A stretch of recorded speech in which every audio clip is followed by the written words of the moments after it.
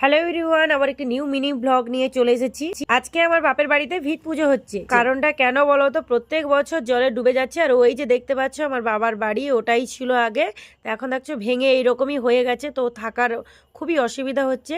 আজকে ভিট পুজো, আর জানো তো আমার ভাই বা দাদা কেউই নেই, তো আমাদেরকে ওখানে গিয়ে কাজ করতে হয়। আমি যেহেতু সামনেই আছি, তাই আজকে আমি বাবার বাড়িতে এসেছি। এখানে আর তোমাদের দাদা ভাইও এসেছে।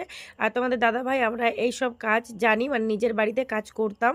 আর এই যে পুরোহিত মশাই পুজো শুরু করে দিয়েছে, আমার বাবা রেডি হচ্ছে। আর এই যে পুরো বাড়িটা আমার বাবা নিজে বানিয়েছে, এই যে বালি সিমেন্ট রড এইসব রাখার জন্য, যাতে বৃষ্টির জলে নষ্ট না হয়ে যায়। তো গাইস, তোমরা ভাবছো আমার মা কোথায়? আমার মাও একটু বিপদে পড়েছে, আমার দিদি বাড়িতে গিয়েছে, দিদির শরীর খুব অসুস্থ। তো গাইস, আমার বাবা মা অনেক কষ্ট করে এই পাকা বাড়িটা বানাচ্ছে। তোমরাও আমার মতো প্রে করো যাতে আমার মা বাবা খুব তাড়াতাড়ি এই পাকা বাড়ি বানিয়ে তার মধ্যে থাকতে পারে। অনেকটাই বয়স হয়ে গেছে, কিন্তু পাকা বাড়ির স্বপ্ন অনেকেরই থাকে। যেমন